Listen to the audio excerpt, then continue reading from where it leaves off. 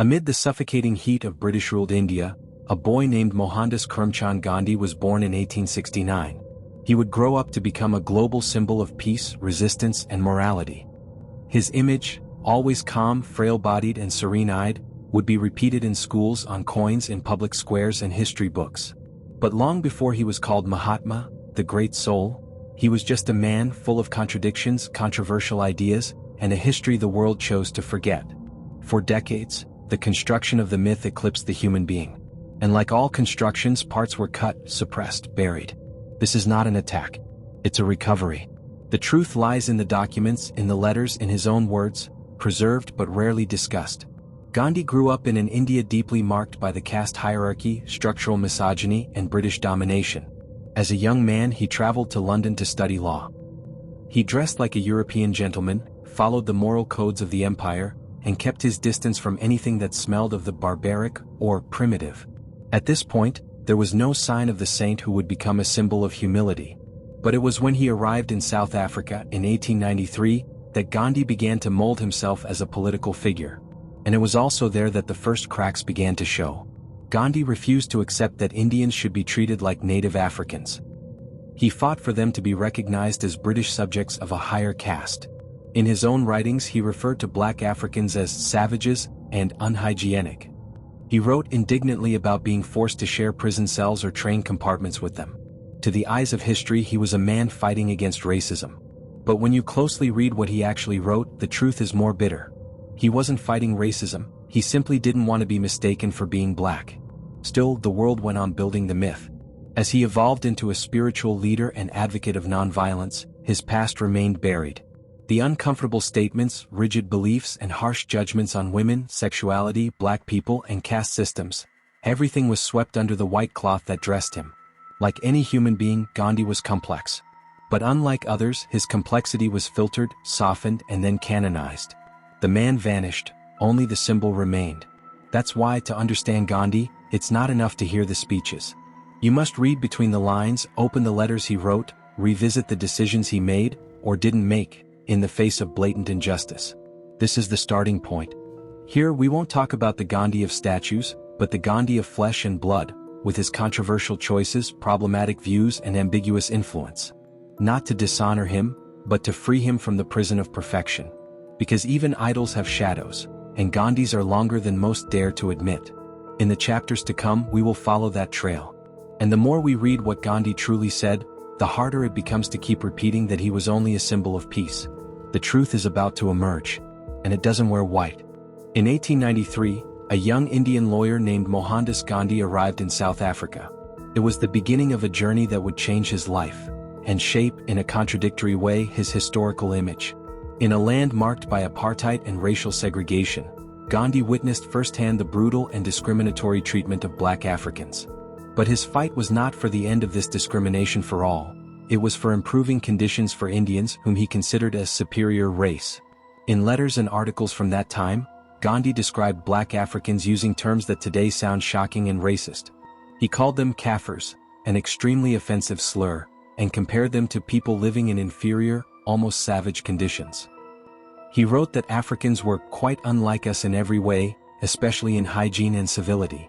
His priority was to maintain a clear social and racial separation, ensuring that Indians had rights that Africans did not.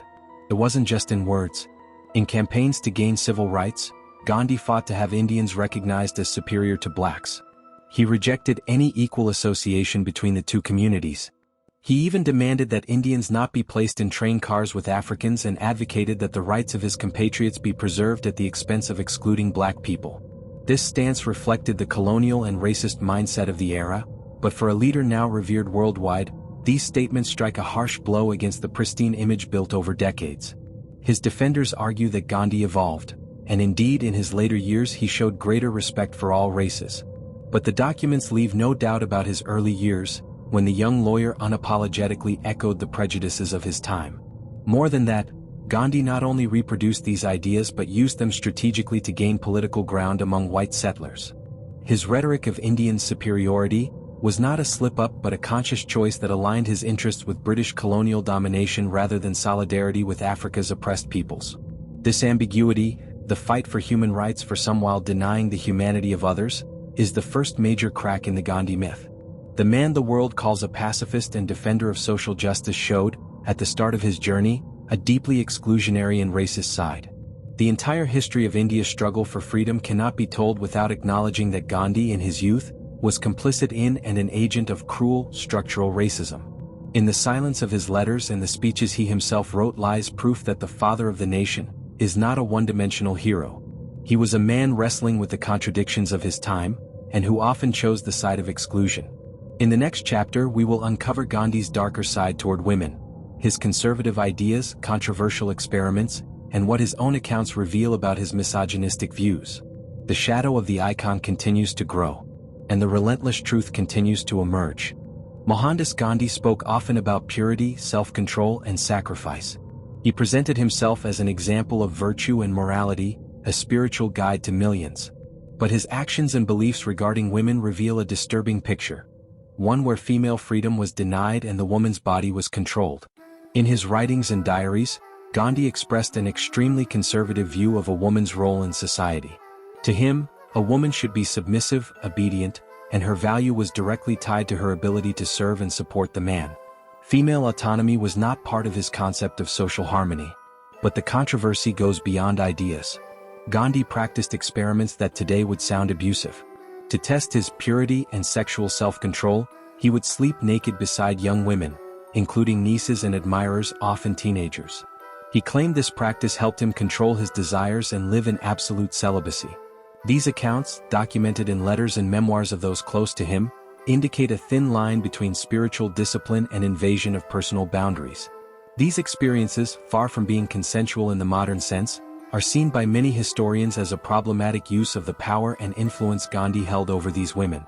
Furthermore, Gandhi was firmly against the use of contraceptives, even in cases of extreme suffering or sexual violence. He believed birth control was an affront to the natural moral order. This view, applied in an India marked by high rates of violence against women, deepened female oppression. In both public and private discourse, Gandhi went so far as to say that women's suffering was a virtue, a way to atone for mistakes and maintain family harmony. This logic not only normalized abuse but denied women the possibility of fighting against their own pain. For Gandhi, the woman's body was not hers. It was a tool of moral resistance, a symbol of purity to be preserved at any cost, even if that meant sacrificing her dignity and autonomy.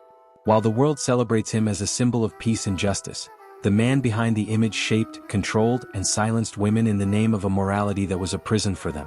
In the next chapter, we will examine how Gandhi dealt with violence, the contradictions in his pacifist discourse, and moments when his choices favored power over justice. The shadow of the myth continues to grow, and the questions remain unanswered. Mahatma Gandhi is globally celebrated as the icon of nonviolence. His philosophy of peaceful resistance inspired movements around the world. However, the truth behind this ideal is not as clear-cut as it seems. During World War I, Gandhi supported the British war effort, urging Indians to enlist and fight alongside the empire. For a man who preached nonviolence, this stance sounds contradictory. After all, he advocated for India's freedom but encouraged his compatriots to wage war for an empire that oppressed them. More than that, in his letters and speeches, Gandhi made it clear that he saw Indian participation in the conflict as a political opportunity to negotiate future concessions from the British government. For him, the war was a necessary evil, a strategic gamble.